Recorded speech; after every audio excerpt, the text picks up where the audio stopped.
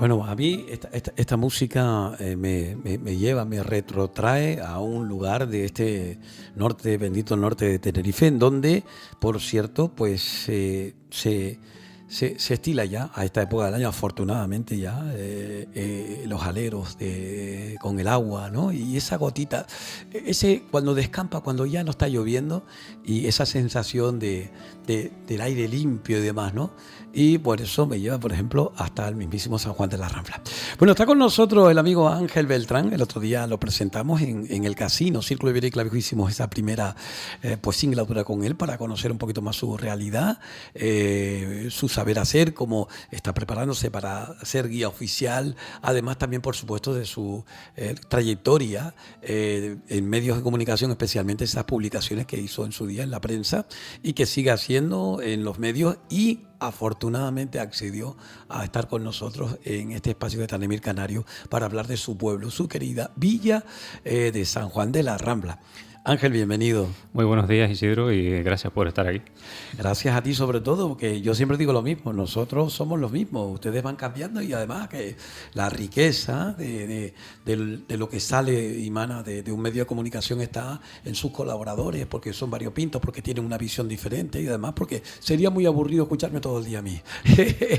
El tema de las fisiones, ya que lo has citado, es muy interesante y quizás lo toquemos hoy en el programa. Bueno, muy bien, pues por eso, poniéndoles en antecedentes los que no vieron la anterior entrevista, que era la prefacio, digamos, de el espacio cero, digamos, sobre Ángel. Ángel desde San Juan de la Rambla nos quiere hablar acerca de la historia, y también la intrahistoria de sus vecinos, como decía Unamuno, hablando de las tradiciones, de los, digamos, actos que se llevan a cabo, familias, etcétera, etcétera, ¿no? Las relaciones con el resto de municipios, también con América, y con muchos episodios como digo, de la historia de nuestro archipiélago canario. Hablaremos de varias cosas, aunque sea de forma breve para todas aquellas personas que no pudieron ver tu entrevista. Recordarles que ¿qué edad tienes ahora? Ahora tengo 34 años. Bueno, un joven de San Juan de la Rambla. ¿Tú eres de la parte baja? Sí, del casco. Del casco, pero eres unionista, como dice el otro, ¿no? Es decir, San Juan de la Rambla, un pueblo, ¿eh? Sí, hay que ser unionista porque la situación convulsa que hemos vivido a lo largo de nuestra historia más reciente nos ha perjudicado a todos los rambleros y rambleras de manera significativa. Y ahora que se unan, ¿no? Y que, sí, hace falta. Bueno, pues nosotros aquí encantadísimos de tenerte con nosotros, y de que esa unión, pues si cabe, ahonde más en la relación y la vecindad, siempre de cariño y respeto hacia la villa de San Juan de la Rambla, ¿no? Un joven que gusta de la historia, que desde hace ¿cuánto hace que empezaste a escribir? Yo empecé a escribir por manos del investigador realejero David Álvarez. Sí. Me habló de la prensa el día, y la verdad que siempre he tenido esa inquietud por conocer el pasado, entrevistar a los vecinos, qué había antes que no hay ahora, por qué lo quitaron, cómo era fulanito de tal, cómo era la fiesta hace X años atrás, y sí, quizás por ahí empezó esas inquietudes, ¿no? Y después has tenido una familia, tanto tu padre como tu abuelo, tu gente también, tus referencias femeninas también en la familia, que te han ayudado y que también tenían quizás a lo mejor esa inquietud también, ¿no? Sí, no, todos, la verdad que todos en mi familia se volcaron cuando yo empecé a escribir y a publicar estas cositas. Siempre, oye, pues mira, yo tengo una foto de la fiesta de San Juan de los años 50, pues yo tengo el documento de no sé qué, y la verdad que... Bueno, y tu intención, tu necesidad y tu preparación, te quieres preparar para ser pues guía oficial. Hombre, me imagino que en San Juan de la Rambla, sobre todo la parte baja, también la parte alta, obviamente la parte agrícola además, pero sobre todo lo que es el casco. Sí. El casco tiene una gran cantidad de edificios históricos-artísticos, de patrimonio, y las historias que emanan de todo ello, humanas, lógicamente, ¿no? Pero también, por supuesto, en todo el norte de Tenerife, en todas las islas, ¿no? Y demás, te deseamos lo mejor y ya está. Bueno, y pasamos página, una vez que ya más o menos hemos resumido algo de lo que hablamos el otro día, para hablar con Ángel y decirle, Ángel, que vamos a empezar con una pregunta solamente un poco crítica, constructiva. ¿Crees que San Juan de la Rambla es conocido como tal, su historia? ¿Crees que en realidad la gente tiene un concepto de San Juan de la Rambla acertado o que todavía queda por descubrir? No, yo soy de los que piensan que nunca está todo descubierto. O sea, es decir, San Juan de la Rambla, al igual que otros pueblos, pero en este caso ya que hablamos de San Juan, le queda mucho por enseñar, por ofrecer y hay que descubrirlo. Bueno, pues vamos a hablar precisamente hoy, según me dice, especialmente de dos pues personajes entrañables de los municipios de San Juan de la Rambla y Icos de los Vinos, Tomás Hernández García y Agustín Llanos González. Así que pues tú has escrito y publicado sobre ellos, ¿no? Sí, el primero dos, mi abuelo, como ya habíamos hablado. ¿Materno o paterno? Materno. Materno. Sí. Que paradójicamente, como te comentaba el otro día, es de origen ralejero, del barrio de Tigaiga. Y él comenzó a trabajar en la panadería de San Juan de la Rambla, de doña Rosario y don Celestino, en el año 49, a la edad de 16 años. Siempre me llamó la atención unas fotografías que tenía en su casa de un carro de madera y salían, bueno, una serie de personajes allí del pueblo. Sí. Y yo le pregunté que si ese carro, y ahora que estamos en fechas próximas a esa festividad, lo había hecho para San Andrés. Sí. Y entonces él me dijo que nada más lejos de la realidad, que ese carro lo había fabricado para trabajar en la panadería. Ah, exacto. Debido a la escasez del momento, era la España de la posguerra, política autárquica, hambre, miseria, extraperlo, bueno, ya todo lo que ya sabemos. Él iba caminando desde Tigaiga hasta San Juan Casco todos los días, que le tocaba trabajar en la panadería. El horario de las panaderías pues se empieza a las 4 a las 5 de la mañana. Sí, que iba por allá con nocturnidad y alevosía. Exactamente.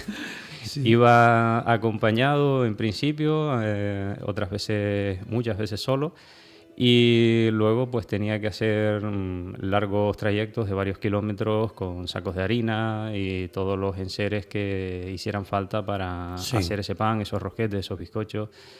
Y luego pues se inventó ese carro de madera para que el trabajo fuera más llevadero. Lo que me llamó poderosamente la atención fue que tardó 2 años en reunir todos los materiales, madera, rodillos reciclados de la maquinaria de la panadería, para construir el carro. Sí. A mí la verdad que me llamó la atención que fueran 2 años, porque hoy en día la gente, y me incluyo, tiramos de todo, cambiamos un mueble por cambiarlo. Cierto, sí, incluso ropa con la etiqueta la tira o la pones a reciclar, el más educado, el otro la tira incluso. Sí, y la verdad que un día se me ocurrió, dije, bueno, pues si le hago una entrevista y ver si esto tiene sustancia como para darlo a conocer. Mi idea era en principio, a lo mejor en algún programa de fiesta, una cosita más íntima, ¿no? Más del pueblo, que se quedara para nosotros. Oye, ¿por qué influyó tanto la obra de Peter Burke? Cuéntame un poquito, porque me lo pones incluso para decir, mira Isidro, pregúntame, y me interesa eso. Sí, ahí va. Es que tras la lectura de la obra de Peter Burke, el historiador británico, Formas de hacer historia, ahí fue cuando, digamos, se me ocurrió la idea de escribir este artículo de cómo era la vida en la España de la posguerra desde la perspectiva de la gente común, en este caso un panadero. Sí. Porque Peter Burke en este libro habla de las nuevas formas de hacer historia, es decir, no solo el enfoque tradicional de la historia, político, diplomático, militar, que se centra en los grandes generales, en los reyes, etcétera, sino que aquí hay un capítulo que se titula Historia desde abajo, que se centra en uno de los soldados británicos que luchó en la batalla de Waterloo. Sí. William Wheeler. Exactamente, William Wheeler. Y el historiador Jean Sharpe, que es quien escribe este capítulo en concreto, analiza la batalla a través de la correspondencia que este soldado raso, muy importante, desde ahí lo de las perspectivas de la historia. Correcto, sí. Le enviaba a su esposa para comunicarle cómo había sido pues su día a día hasta el momento, cuántos compañeros habían fallecido, cómo iba la batalla, qué comían, Sí. y me pareció muy interesante. Son datos que incluso yo con Miguel Ángel Pérez Padilla también trato yo en el apartado de genealogía, Sí, y que muchas veces aparecen ahí esos datos que estás diciendo tú, por ejemplo, incluso que te dicen la cantidad de madera que se utilizó, exacto. las medidas, Sí, sí. cómo se llevaba a cabo esa, digamos, construcción, etcétera. Es decir, son cosas que si no se recogen en ese momento desaparecen, pero son datos evidentes porque después fueron utilizados por otras generaciones futuras, y los maestros parederos, que por cierto San Juan de la Rambla tenía muy buenos también, de hacer paredes y de hacer, bueno, los zapateros, bueno, Sí. un montón de cosas ahí, ¿no? Que, Exactamente, y por eso se gestó la idea. Dije, bueno, pues vamos a ver cómo era la cotidianidad de San Juan de la Rambla desde el año 49, que fue cuando mi abuelo empezó a trabajar, sí. hasta más o menos el año 65. Este dato mi abuelo no lo recordaba con exactitud, pero él me dijo, dice, bueno, más o menos el año 65 fue cuando ya dejé de utilizar el carro de madera porque los dueños de la panadería ya compraron un Jeep y evidentemente... ¿Sabes que hay una curiosidad muy grande? No sé si te la dije en la última, sí, cuando empezamos a tomar contacto en el cero, y me dijo lo de William Wheeler, porque es curioso, ¿no? Hablas de un carro. Un carro es digamos, una especie de bandeja grande Sí. con ruedas, ¿no? ¿Sabes qué significa wheel en inglés? Sí, Rueda. rueda. ¿Te das cuenta? Qué Sí, curiosidad sí, más sí. grande, ¿no? Está todo conectado. Estamos hablando de un soldado raso, William Wheeler, que es el de las ruedas o el que lleva ruedas, o no sé, Wheel es rueda, Wheeler obviamente que lleva ruedas, ¿no? Y bueno, en cierta manera la terminación ER, que es de para profesión, work, trabajo, worker, trabajador, ¿no? Exacto. Wheel, rueda, wheeler, el que hace ruedas. Es tremendo, es tremendo. Las coincidencias de la historia, ¿no? Y coincidencias de esas Sí. Veremos muchas ahora también con el otro personaje cuando lleguemos a él, ¿no? Pues Sí. todavía no hemos acabado con Es Tomás. curioso, es muy curioso, muy curioso. Bueno, un poquito, cuéntame algunas anécdotas del tema Sí. de tu abuelo con el carro. El anecdotario del carro es diverso y la verdad que muy amplio, pero las más conocidas y las más entrañables, que es por lo que la gente a raíz de esta publicación incluso te paraba por la calle y te complementaban esas anécdotas. Una, por ejemplo, fueron a la fiesta de Buen Paso con el carro. Y al regresar a San Juan, un familiar de mi abuelo le regaló una rueda de churros para que la comieran pues mi familia y los vecinos que fueron con mis abuelos a la fiesta. Estaban privados, estaban por la rueda de churros, eso era, vamos... Claro, un regalazo, ¿no? En esa Hombre, época. y venían cantando y tocando las palmas y no se dieron cuenta de que los churros se caían por el camino. Ah, vaya. Y al llegar a San Juan Casco, solamente les quedaba uno. Entonces, una de las mujeres que estaba en el carro, que tenía problemas porque era tartamuda, le dijo, toma.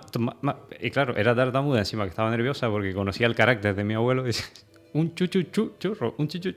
Entonces, lejos de enfadarse, pues se echaron a reír y dice, ¿y ahora qué hacemos? Y dice, pues lo partimos a ver si da para todos. Sí, y un churro lo repartieron entre todos. Sí, exactamente. Es curioso, Sí, ¿no? otra de las anécdotas, por ejemplo, cuando pasaba la guagua por el barrio de Santa Catalina, a La Guancha, Sí. mi abuelo se tiraba por la calle, por lo que es la carretera general. Con el carro. Se tiraba con el carro y adelantaba la guagua. Entonces el chofer dice que... Está loco, mi abuelo le dijo, dice, no sé las veces que me llamó la atención, que me tocó la pita, que... Esto era una locura. Luego también... Un reto, pero un reto en cierta manera, un desafío, ¿no? Sí, sí. A la ordenanza, ¿no? No, vamos, tenía ocurrencias que yo, a mí cuando me estaba contando todo esto, yo dije, mira, esto, es verdad que tú hacías estas cosas, Sí. porque a mí me parecía algo increíble, ¿no? Otras anécdotas también que no las publiqué en su momento, pero salieron a raíz de la publicación. Una señora del barrio de Santo Domingo y otra de Santa Catalina me pararon en San Juan y me dijeron que si yo era el nieto de Tomás el Panadero. Entonces yo le dije que sí. Dice, mira, es que hemos leído el artículo que sacaste en El Día y te queríamos contar otras historias acerca de esto. Entonces hubo una de las mujeres que me dijo la siguiente frase, la traje hasta anotada y todo, dice, yo te digo el cuento, pero tú no me aquelles. Aquellar, que es un verbo que en La Palma sobre todo se utiliza mucho, que es como una especie, digamos, de como pegar, que dice no pegó a llover. Aquellar es decir que no me nombres a mí. Exactamente. No me sí. aquelles. Y Qué bonito, ¿eh? Sí, la anécdota fue la siguiente, fue que esas, hoy en día señoras, en aquella época jovencitas, tenían un familiar que necesitaba de medicación y en aquella época pues la farmacia de San Juan era la más próxima, que se encontraba en la calle Estrecha en aquel momento, y le pidieron a mi abuelo que les llevara las medicinas. Sí. Uno porque era una enfermedad crónica y la necesitaba con urgencia, sí o sí, y la otra era por un caso ya de más extrema gravedad. Sí. Entonces me contaron esa anécdota acerca de... Pero entonces tu abuelo llevaba el pan, por ejemplo, en el carro y después de camino recogía... Sí. Por ejemplo, la medicación, ¿no? Exacto, sí. Nos recuerda aquí a nosotros a un taxista muy conocido, Damaso, el de la estación, que iba para Santa Cruz, o como otros también, ¿no? Pues aquí sería Luciano Débora y demás, que iban para allá y lo que hacían era coger, llevaban a los usuarios y después allá, pues, mira, tráeme del mercado de África esto, mira a ver si este papel que me hace falta, es decir, que hacían como... bedeles, no sé cómo decirlo, ¿no? Otra de las anécdotas acerca del carro tiene que ver con ese sobrenombre que tenemos en San Juan de la Rambla como Pueblo de los Bobos. Sí. Acerca de dos hermanos, Felipe y Antonio Díaz Hernández. Uno de ellos sale en la foto publicada en el periódico El Día, que también... años atrás la publicó Pedro Hernández Hernández, Guanir, sí. En uno de sus escritos sobre el pregón de la fiesta de San Juan de la Rambla de 1998, mirada etnográfica sobre mi pueblo, San Juan de la Rambla. Sí. Y Felipe sale sentado a las riendas del carro. Uno de los hermanos, por lo que es conocido San Juan de la Rambla también, que es por el pueblo de los Bobos. De los Bobos. Esa foto se hizo en la calle Estrecha, frente a la farmacia. En esta en concreto, que es la más conocida y la que se ha publicado, porque fotos del carro hay más, sí. Porque fue como muy célebre en su época, sale Tomás el Panadero, José de la Luz, Pepito de la farmacia, Panchón, lo digo por los nombres con los que se conocía. Y a las riendas Felipe el Bobo, porque él se pensaba que... Sacaremos la foto, si nos permites, después en el Face, la sacamos para que la vean, pues presentando y anunciando lo que es en sí este primer apartado con Ángel Beltrán, recuerden, hablando acerca de la villa de San Juan de la Rambla, hoy recordando a su abuelo, a don Tomás Hernández García, panadero, ese carro, un carro que, te pregunto, ¿qué fue de ese carro? El final del carro... fue simplemente que sirvió a la panadería desde el principio hasta el final, porque al comprar el Jeep ya evidentemente no era necesario. Sí. Eso es la obsolescencia, es normal, es así. Lógico, sí. Y prefirió que sirviera de combustible en los hornos de la panadería, es decir, que lo quemó. Sí. Antes de tenerlo allí y contemplar su mal estado. Bueno, pero en cualquier caso cumplió una función durante muchos años y fue el avance también tecnológico, es decir, el progreso de la panadería estuvo también en el carro, pero también, por supuesto, en pues tu abuelo, que fue quien lo guiaba, quien lo tiraba, como dice el otro, ¿no? Sí, es que a mí cuando me contaba la historia, mira, los únicos zapatos que tenía, los amarraba a las ligas, me lo colgaba al hombro para que no se me rompieran, me cargaba el saco, lo llevaba de Tigaiga a San Juan, después tenía que ir a las aguas, tenía que ir a la Y el Rambla. carro hay que recordar que no llevaba ningún animal No. El carro era de mano. El impulso de la gravedad y cuando tocaba alguna pendiente, pues tirando por él. Bueno, y como era un hombre tan aguerrido y además le gustaban las carreras, pues seguramente en más de una por competir o no con la guagua, pero con cualquier otro vehículo, se tiraba y ahorraba su tiempo, ¿no? Anecdotario diverso hay sobre Tomás el panadero al volante. Sí. Bueno, pues estoy seguro que mucha gente estará sonriendo ahora recordando a Tomás el panadero y su saber hacer durante tantos años en San Juan de la Rambla. Nos queda tiempo todavía para hablar de la otra persona, que es Agustín Llanos González, y esto nos lleva hasta Icó de los Vinos. Hasta Icó de los Vinos, porque a raíz de la publicación del artículo de mi abuelo, este señor se leyó el artículo de mi abuelo. Yo soy amigo de su hija. Sí. Y la verdad que le gustó el artículo y estuvimos hablando acerca de él y luego me dijo que su padre había emigrado a Venezuela. Sí. Y me pareció muy interesante porque siempre había querido establecer contacto con un emigrante canario a Venezuela.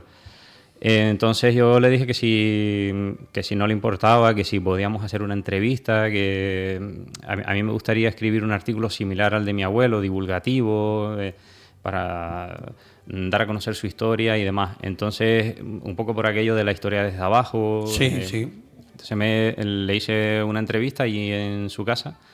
¿En qué parte de Icó era? De Buen Paso. En Buen Paso, Sí. Buen Paso. Y nada, pues hablando un poco acerca de sus antecedentes antes de la emigración, el trabajo en la Galería Las Ánimas. Era un trabajo muy duro, de muchas horas, recorría 1500 metros de galería diario. Yo lo conozco de cerca porque mi padre fue también cabuquero y trabajó en la del Carmen aquí. Pues conocía el sector, sí. Ok. Y nada, ya después hablando acerca de su viaje a Venezuela, pues si había viajado solo, acompañado, los motivos que le llevaron a hacer ese viaje. El viaje fue evidentemente por razones laborales. Cierto. Había emigrado con un primo suyo, embarcó en el barco Urania II. Sí. Que ya no fue, en este caso, a escondidas, fue ya con pasaje. Sí, y todo, sí, fue una inmigración. No fue fugado en velero, sino fue. No, fue legal, sí, fue legal. Y cuánto le había costado el pasaje, por ejemplo. Entonces él me dice, mira, el pasaje me costó 12.000 pesetas, que me costó Dios y ayuda a conseguirla. Claro. Me dijo la cantidad de cosas que hizo para reunir las 12.000 pesetas. Que pasó cómo pasó la travesía, te digo. 12 días estuvo navegando desde Tenerife a Venezuela, después desembarcó en La Guaira. Y el barco estaba en óptimas condiciones técnicas e higiénicas. Qué bueno. Que no tuvo ningún problema. Y que le pregunté acerca de si llevó algo típico de Canarias o que en Venezuela era a lo mejor valioso. Sí. Me habló del azafrán.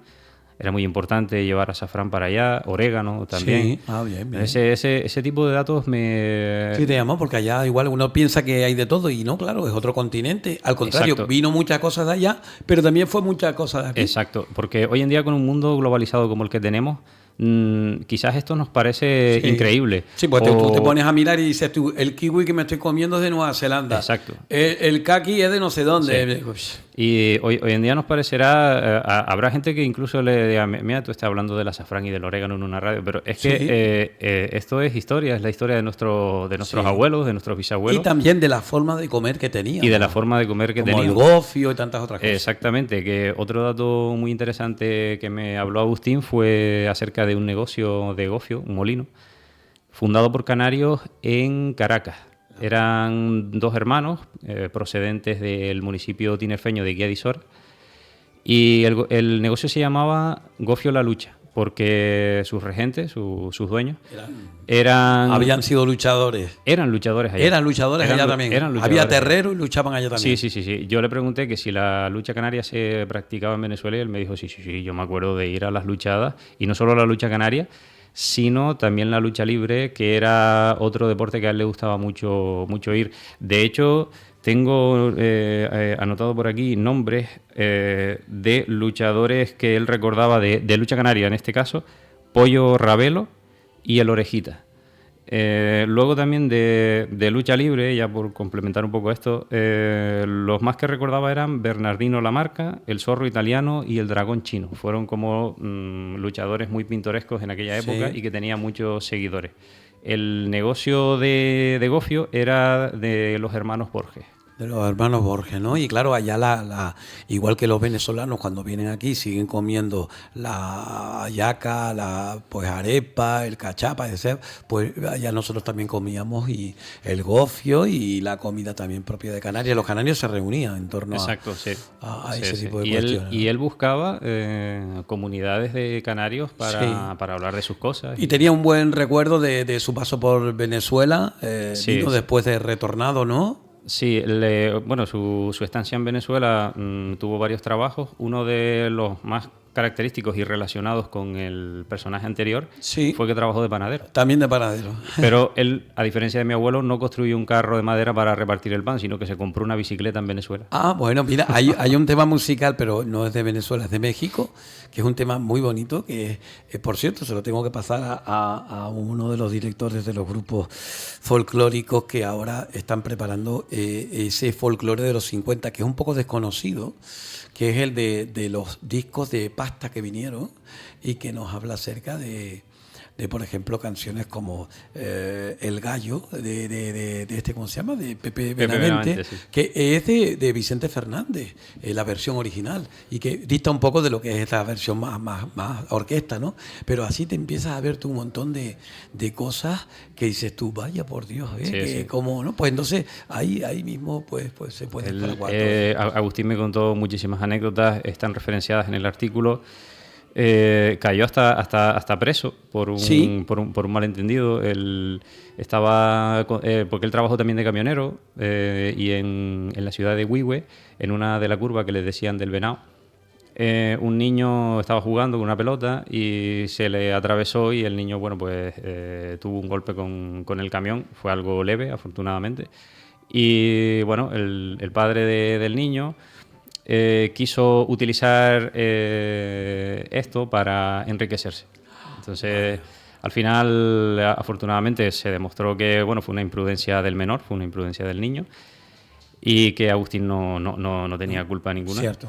Pero a mí lo que me llamó la atención fue que Agustín recordaba esto, lejos de estar triste o estar... su andadura en Venezuela la recordaba muy, muy contento, riéndose, como echándolo de menos. Y de hecho él me dijo que si no hubiese sido por la insistencia familiar, porque con los años su hermana también emigró y en 1961 crearon una empresa de transporte, para hacer algo de dinero y luego fabricar aquí, que era lo que se hacía, Sí. él no se hubiese venido. Y él me lo dijo así, dice, no, yo me vine en el año 65, pero si fuera por mí yo no me hubiese venido, lo que pasa es que mi hermana pues me insistió, otros familiares. Claro. Bueno, pero el paso por Venezuela le resultó una vida, le matizó, le ayudó de alguna manera y también obviamente pues también fue parte inherente. La gente que ha Sí. estado allá, que hay gente que igual no ha tenido tanta suerte, eso como todo en la vida, ¿no? Que va y que viene, pero la gran mayoría viene hablando acerca de un pueblo que les dejó trabajar, no les regalaron nada, No, porque no. ellos trabajaron mucho y muy intensamente y sin embargo, bueno, de hecho incluso yo recuerdo que alguien me decía, a mí se reían de nosotros porque nos veían trabajar y ellos nos miraban como diciendo, mira tú, que esto que hacen pues trabajando, que ya terminaron y sin embargo después, mira, hicimos plata y la plata la trajimos y mira, aquí se pagaron bateados, se pagaron enfermedades, medicamentos, bodas, se compraron casas, se pagaron estudios. Sí, A exactamente. eso no se nos puede olvidar a la diáspora y la gente que hizo muy buen, digamos, Sí. trabajo allá y nos ayudó mucho. Lo bueno de haber hecho esta segunda entrevista con Agustín, con el emigrante, fue que mi abuelo Tomás quería emigrar, pero como había sido padre recientemente, no quería dejar a mi abuela sola con las niñas en aquel momento. Y se quedó en Tenerife, se quedó en San Juan de la Rambla trabajando Sí. y pudo salir adelante aquí con las dificultades que había. En contraste con Agustín, que era soltero en aquella época, y sí pudo emigrar a Venezuela y como otros tantos canarios. Pero tú sabes una cosa, Ángel, tanta validez tiene aquel que se arriesgó y que fue porque también era arriesgar la vida, no es como hoy en Sí, día. sí, sí.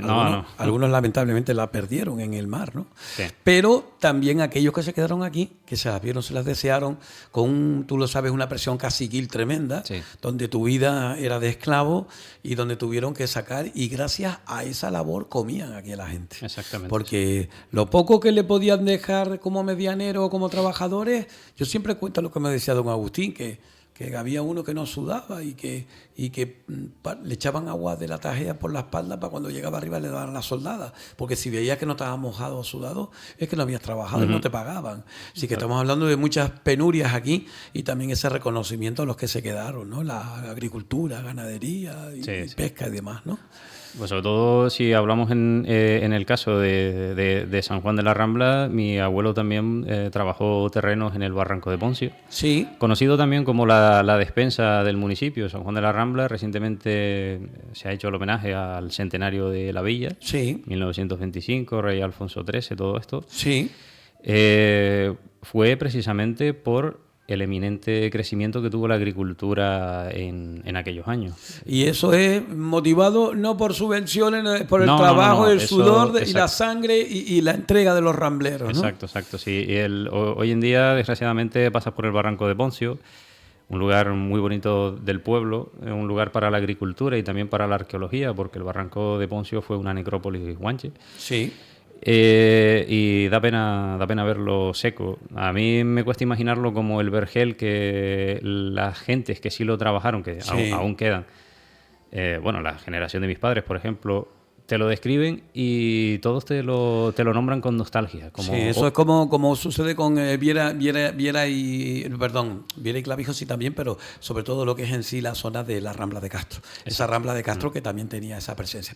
Se nos ha acabado el tiempo, son 31 minutos ya cumplidos y tenemos que finiquitar porque ya me están diciendo, oye, que me toca a mí, José Manuel Martín, que también, pues bueno, tiene esas grabaciones y demás. Se pasó rápido. Ángel, se pasa muy rápido, ya te lo digo, ¿no?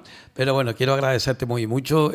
Iniciamos hoy, en la medida de lo posible, Ángel pues estará con nosotros y de alguna manera, chiquillo, aquí te vamos a echar una mano para que estés con nosotros y animarte a que sigas con todo ello. La última pregunta, si quieren ver alguno de esos artículos tuyos, ¿se pueden ver todavía? ¿Los cuelgas tú en tu página o en...?